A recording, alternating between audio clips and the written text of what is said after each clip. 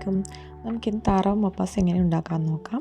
അതിനു വേണ്ടി 1 ടീസ്പൂൺ മഞ്ഞൾപ്പൊടി, 1 ടീസ്പൂൺ പെപ്പർ പൗഡർ, ഒരു അരമൂടി വിനെഗർ അതും കൂടി ആഡ് ചെയ്ത് ഉപ്പും കൂടി ചേർത്ത് നമുക്കൊന്ന് മാരിനേറ്റ് ചെയ്ത് മാറ്റി വെക്കാം. അതിനുശേഷം കുക്കറിലോട്ട് മാറ്റിയിട്ട് ഇത് നമുക്കൊന്ന് വേവിച്ചെടുക്കാം. നല്ല വേവുള്ളത് കാരണം ഒരു 8-10 വിസിൽ വേണ്ടി വരും. മണിക്കൂർ അല്ലെങ്കിൽ 20 മിനിറ്റ് മാരിനേറ്റ് ചെയ്യാൻ വേണ്ടിയിട്ട് ഞങ്ങളിത് മാറ്റി വെക്കണം. അതിന് ശേഷമാണ് കുക്കറിലോട്ട് ഇട്ടിട്ട് വേവിച്ചെടുക്കുന്നത്.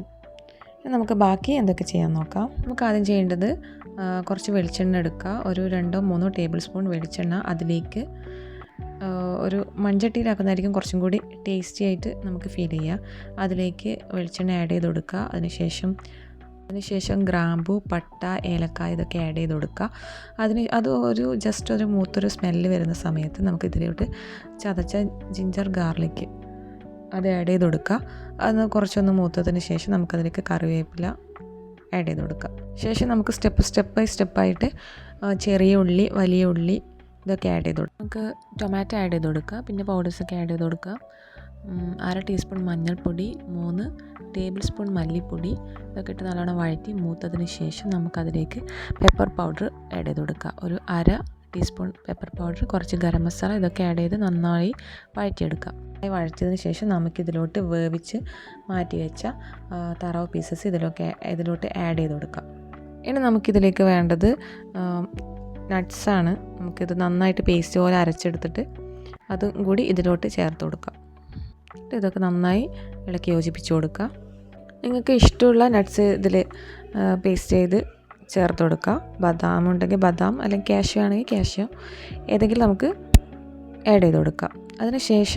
അതിനുശേഷം നമുക്കിതിലേക്ക് ഒരു തേങ്ങയുടെ പാല്, 1/4 പാല് മാത്രമേ വേണ്ടൂ, അതും കൂടി ആഡ് ചെയ്ത് കൊടുക്കുക. നമുക്ക് കുറച്ച് സമയം അടച്ച് വെക്കാം. ഇതെല്ലാം കൂടി ഒന്ന് മിക്സായി വരട്ടെ. താറാവ് പീസസ് വേവുന്ന സമയത്ത് നമുക്ക് എന്ത് ചെയ്യാം, വറുത്തിട്ട് കോരിയെടുക്കാം. അതിനുവേണ്ടി കുറച്ച് വെളിച്ചെണ്ണ ആഡ് ചെയ്ത് കൊടുക്കുക, കറിവേപ്പില ആഡ് ചെയ്ത് കൊടുക്കുക. നേരത്തെ നമ്മൾ എടുത്തതിൽ നിന്ന് കുറച്ച് ഉള്ളി മാറ്റി വെച്ചിട്ട് ചെറിയ ഉള്ളി അതും കൂടി ഇതിൽ ആഡ് ചെയ്ത് നല്ലോണം മൂപ്പിച്ചെടുക്കുക. ജസ്റ്റ് ഒന്ന് തിള വന്നതിന് ശേഷം നമുക്ക് ഇതിലോട്ട് വറുത്തിട്ട് ഉള്ളി, കറിവേപ്പില മിക്സ് ഇതിലോട്ട് ആഡ് ചെയ്ത് കൊടുക്കുക. അതൊന്നും കൂടി അടച്ച് വയ്ക്കുക. വളരെ ടേസ്റ്റി ആയിട്ടുള്ള ഡിഷാണിത്. നിങ്ങൾ എന്തായാലും ട്രൈ ചെയ്ത് നോക്കണം. ചപ്പാത്തിയുടെ കൂടെയും നെയ്പ്പത്തലിൻ്റെ കൂടെയും ഭട്ടൂര, പൂരി, നെയ്ച്ചോറ് ഇതിൻ്റെ കൂടെയൊക്കെ നന്നായിട്ട് മാച്ച് ചെയ്യും.